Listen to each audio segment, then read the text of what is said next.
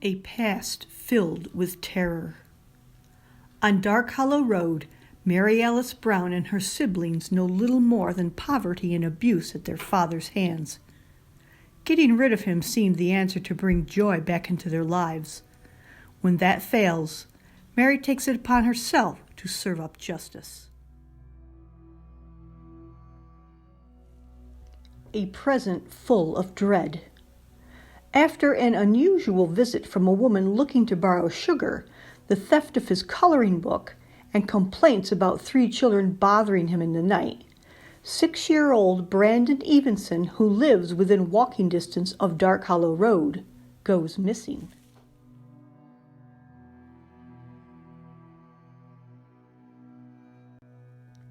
A future obsessed with revenge.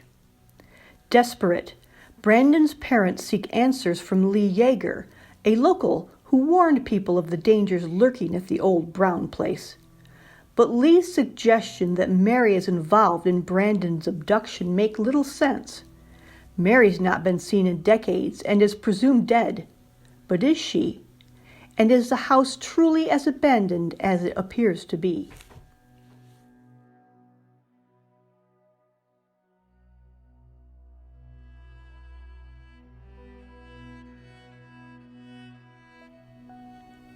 The Jeep drew to a slow, easy stop in front of the house.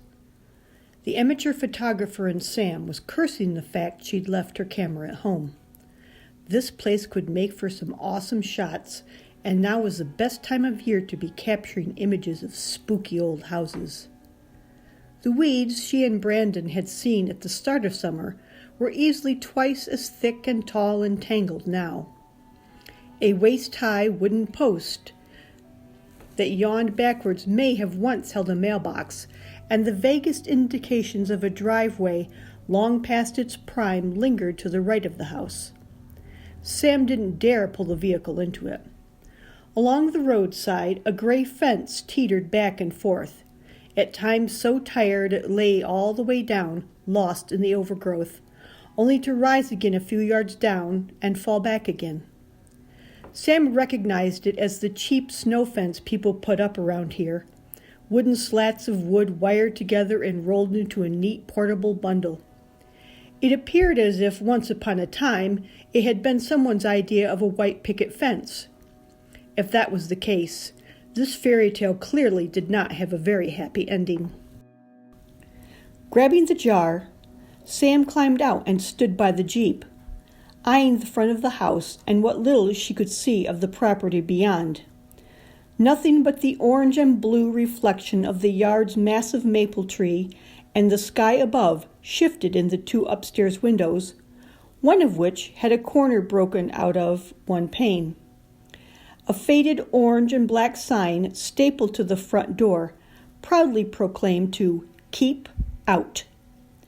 Sam waded with caution into the tall grass littered with flowering stalks of goldenrod, mauve-toned Joe Pye weeds, and clumps of black-eyed Susans. It could be someone's idea of a flower garden, she speculated. Not hers, but someone's. Someone who didn't drive a car. She looked for some sort of worn path, but the lawn yielded no such thing. She was forced to giant step her way to the front porch. The center of the bottom step sank in on itself, crumbling to splinter from years of exposure with no maintenance. This was nuts. It was obvious no one lived here. "Hello?" Sam called out, not daring to put her weight on the steps. "Is anyone home? Yo!" She held up the jar, shaking it in the air, just in case the paranoid inkling sprouting at the root of her spine was right and she was being watched. "I brought your sugar jar back. We filled it." The front of her brain told her to turn and go and take the full canning jar back home with her. The back of her brain had other ideas. It nudged her forward. It dared her to ignore that first rotten board and try the second step. It told her it would be okay to grab hold of the railing and hoist herself onto the porch itself and walk to the door. Knock. The dark part of her subconscious urged. Go ahead and knock. Sam's fist rapped on the door that had once been a very pretty shade of green. Now it was a dull, dusky, rotted grass color. Flakes of the paint crumbled away, joining hundreds of other chips already at the threshold. "Hello?"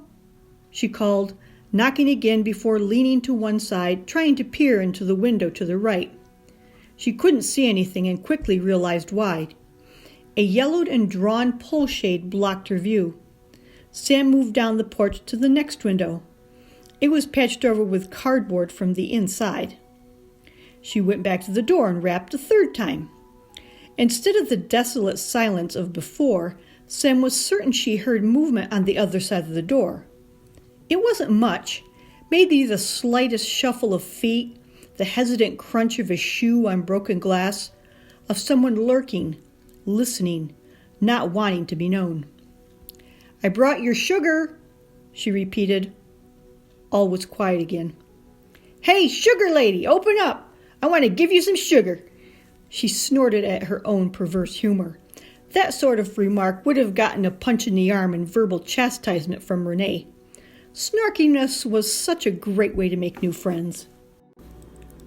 Whatever she'd heard on the other side was likely a squirrel or chipmunk than some crazy sugar lady. Maybe there would be another eye looking back at her, a bloodshot eye. Was it any wonder Renee didn't want Brandon staying up late to watch scary movies with Sam?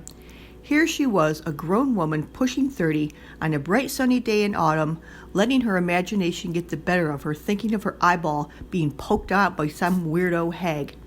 Fuck it. Sam moved the images aside, forcing herself to look through the tiny hole and into the room beyond. Her eye peered in, right up close. Just a room. That's all it was, a small and narrow entry hall with peeling wallpaper and little chunks of fallen plaster on the floor, covered with brown and yellow linoleum. It wasn't much wider than the door itself. She couldn't see much other than that. Sam straightened herself, staring at the doorknob. The pattern of black rot on it shifted, first spiraling right, then left, right, left, full stop. Was it really moving? Squinting her eyes didn't seem to make a difference. 97, 98, 99, 100. Ready or not, here I come. Tiny hands shoved her backwards.